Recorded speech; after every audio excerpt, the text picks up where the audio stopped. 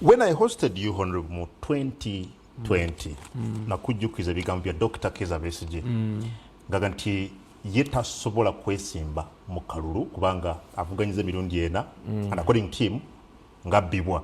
In your response wanti kungu bino si bya bulijjo ebyabali. But still no twagenda mu kalulu, nothing changed. The only thing that happened wavayo n'otugaa nti naawe biraba akubbye, something that Dr. Kizza Besigye has been saying ebbanga lyonna. Okay, I'll tell you something. Si bya bulijjo era betwakola si bya bulijjo.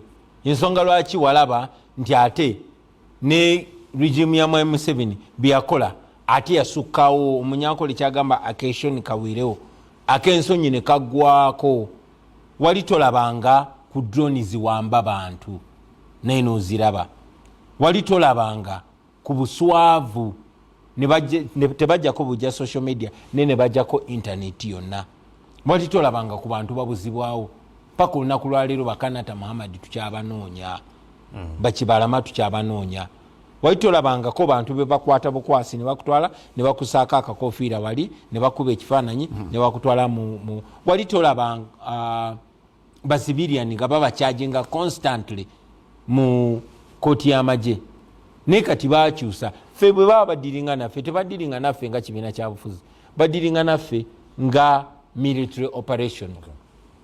So tetwali ba bulijjo naye nabo ne bajjayo abaabo abasinga ne bajjayo SFC ne bajjayo Jati ne bajjayo bonna ebiseera biri balinga bakozesa poliisi yokka kati bajjeyo abasingayo bonna babamazeeyo mu 2021 kati bagenda kujjayo robot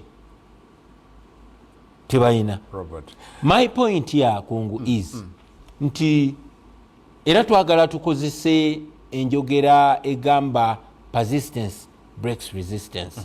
Amazzi gabeera smooth nebe galemerako lazima gakutulamu ejjinja.